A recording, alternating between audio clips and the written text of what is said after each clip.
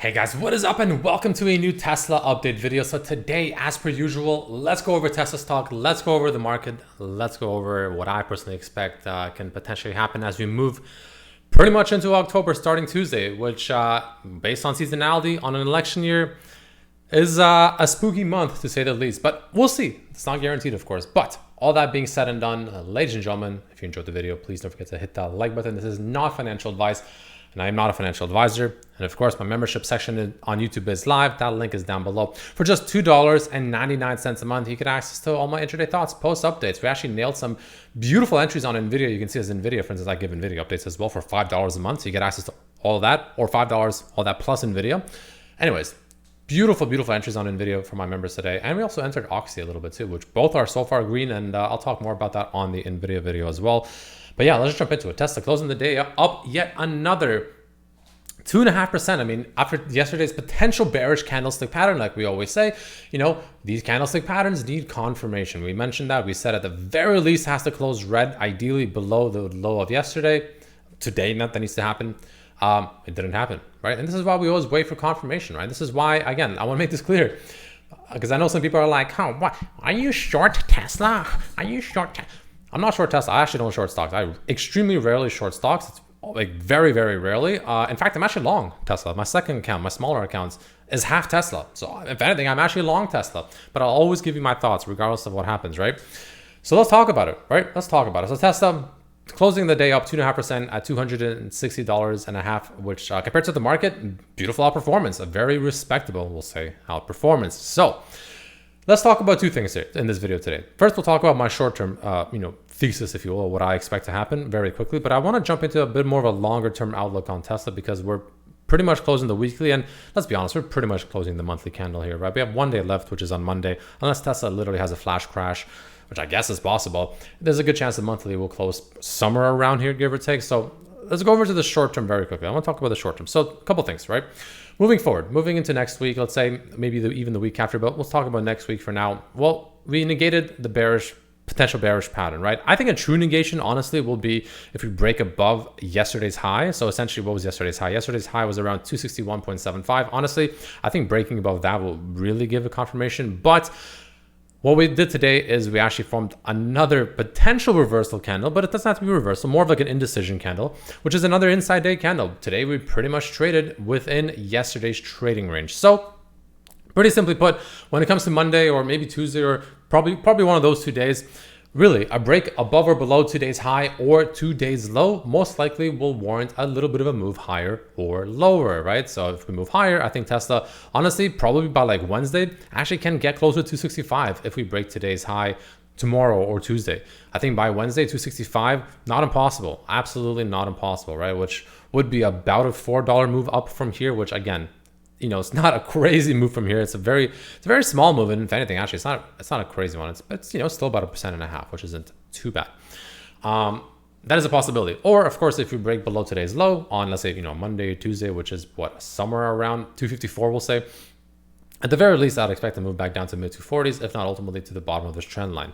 That's kind of the main thing I'm looking at, right? So I do think the risk versus reward for their upside up here, I said it before and I'll say it again, it's not very high.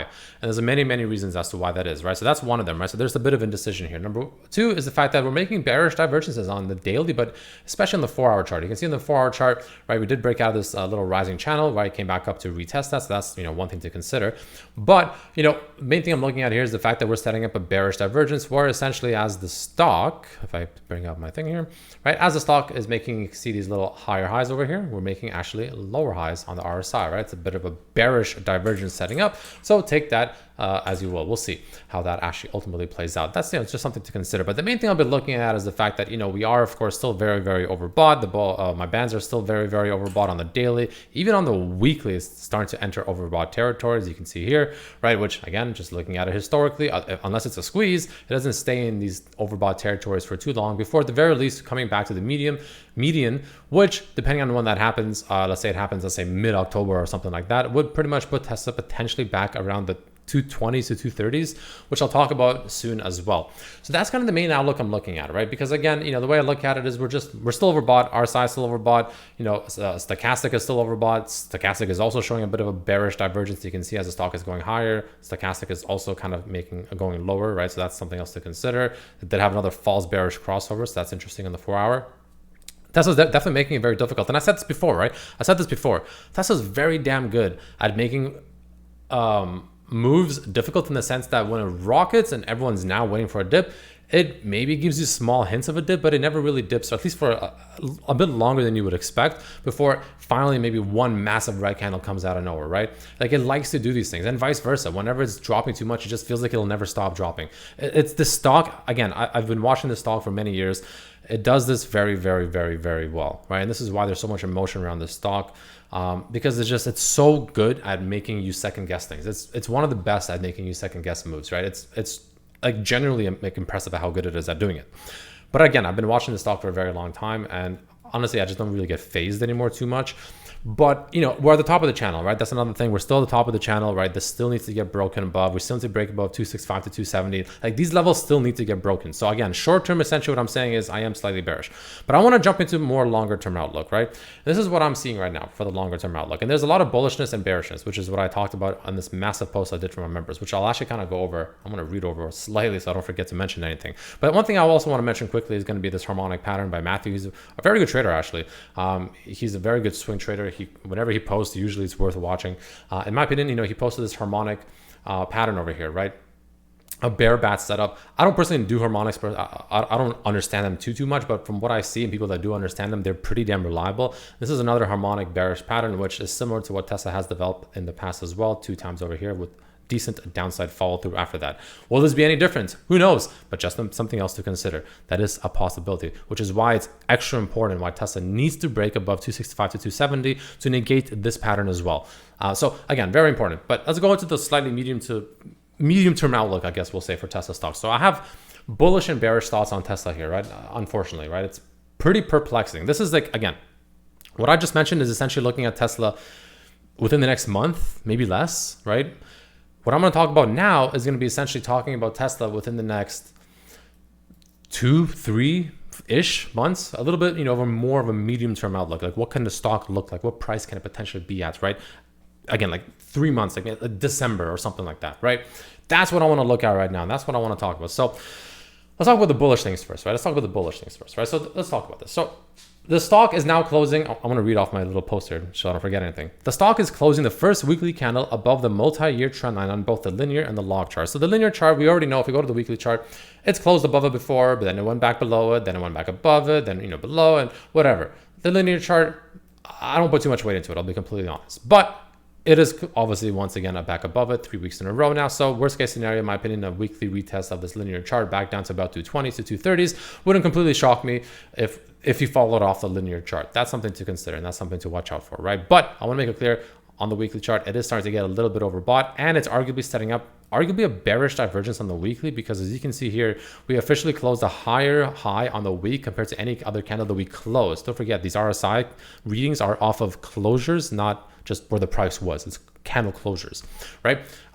So you can see when we closed this weekly candle over here at 251, the RSI was out 91. Now we close higher at pretty much 260. RSI is lower at about 80. So it is setting up a bit of a weekly bearish divergence. That's a little potentially concerning. Will it actually matter? Who knows? That's something just to talk about. I should be talking about the bullish, not bearish. Anyway, let's talk about, I just kind of saw that as I was talking. Anyway, let's talk about the bullish. Closures above that, which is good. But the more important thing is the fact that we officially, the first week we've ever closed, actually closed above the multi-year trend line on the logarithmic chart. This is what I actually think matters a bit more than the linear chart. We've never closed a weekly candle above the logarithmic chart of this downtrend line. And this is a very convincing close. Like you can't even argue about this close. Like maybe this close back here was kind of close, but it wasn't really. So it's like, arguments can be made. There's no arguments to be made about this one. It's just flat out, it closed above it. Plain and simple, nothing to argue, right? Which is great. That's a very bullish thing. Like I'm not like throwing all emotions, throwing all, just strictly looking at the chart. It's bullish. That's a bullish, really, really bullish thing to see.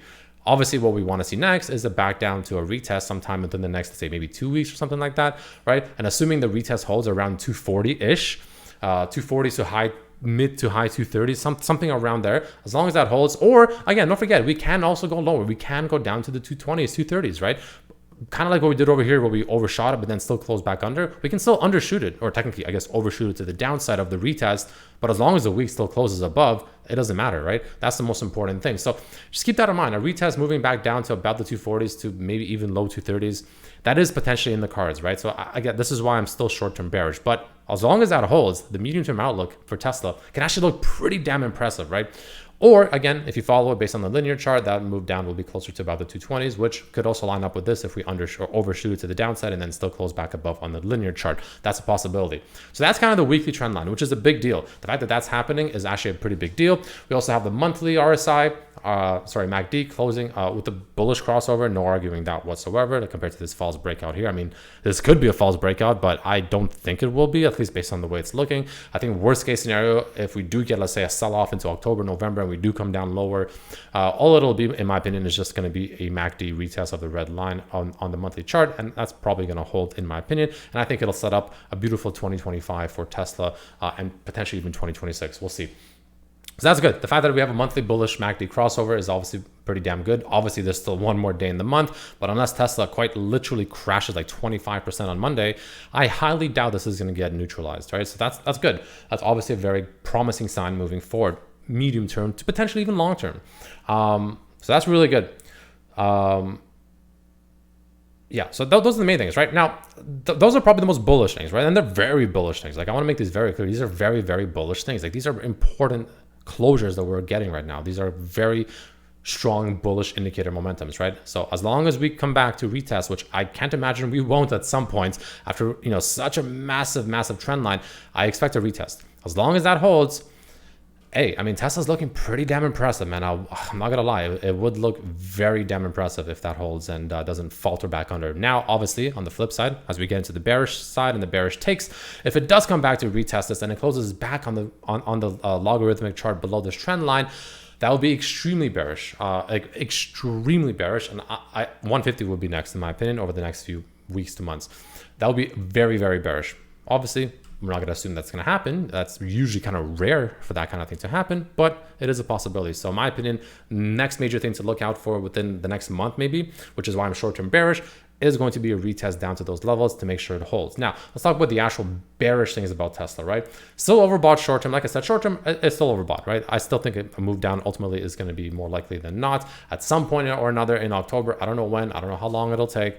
I'm not shorting this thing. I'm not trying to play the short side. I'm just patiently waiting. I'm playing other things for now, and I'm patiently waiting for Tesla to finally show its hand.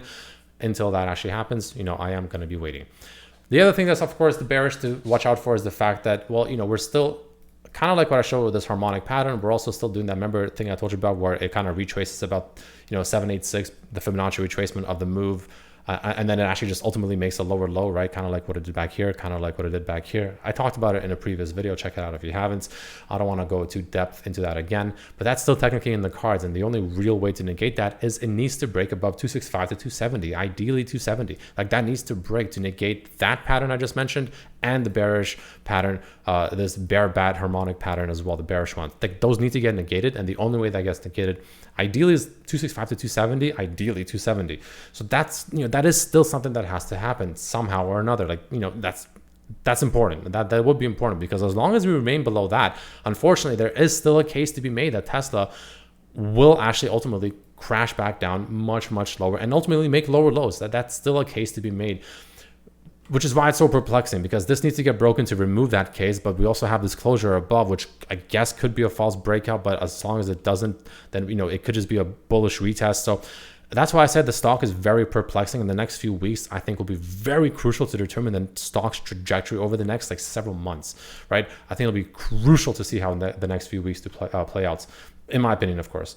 What else is there? Let's see. Blah, blah, blah. It's making Fibonacci is collapsing, making a lower low, back to 170, blah, blah, blah. Euphoria is very high, and every time this happens, Tesla collapses not too long after, which is true. Euphoria is very high. Whenever Tesla stock is running up here, everyone's screaming for 300. Everyone's bullish. Everyone loves Elon, and then it crashes, and everyone hates Elon, and everyone's calling the company a fraud, and everyone's upset. Happens every time. Just every 2 months, it's pretty much the opposite. It just literally every 2 months, everyone hates it. 2 months later, everyone loves it. 2 months later, everyone hates it. Why? What's the one thing that changes in those 2 months? The price. Happens every time. I've been following the stock for a while. Happens every time. And overall, just really weakness, election seasonality weakness in October, potentially November as well. So yeah, the medium term, I guess what I'm trying to say is, very crucial few weeks coming up here. Very, very, very, very important. Probably the most important few weeks for Tesla coming up here in a very long time, because this actually can, in my opinion, determine the next movement overall that stock is going to have over the next, honestly, really going into 2025 and potentially most of 2025. It's going to be very damn important to watch how this unfolds over the next few weeks. I'll be, of course, watching it. I'll be updating my members. I'll be updating you guys here as well, just obviously later. And yeah, I mean, that's just the way I look at it. But again, short term, it is what it is. Again, I'm long Tesla. I have my second account is literally half Tesla. I do lean bearish though, right? Despite this movement, despite if we actually move higher, a little bit higher to 265, let's say, even on Monday, I still lean bearish until these break. And even if this breaks, I actually still lean short term bearish. Why? Because at some point we will cool off. At some point we will come back down to these levels and retest these very crucial levels we broke out of, such as 235, 240 for that weekly retest as well. These will get retested. It's not a matter of if, in my opinion, it's just a matter of when. And that's why I don't buy puts, because I don't know when. I just think it'll happen and I'm very confident about it. I just don't want to bet on it because I don't want theta to destroy me. That's the way I play it, and that's the way I'm looking at it. But this is a long video. There was a lot to discuss, so let me know what you think down below. But yeah, we're in for a pretty interesting next few weeks, in my opinion. So let's see how it plays out. Thanks for watching. See you for the next one. Peace.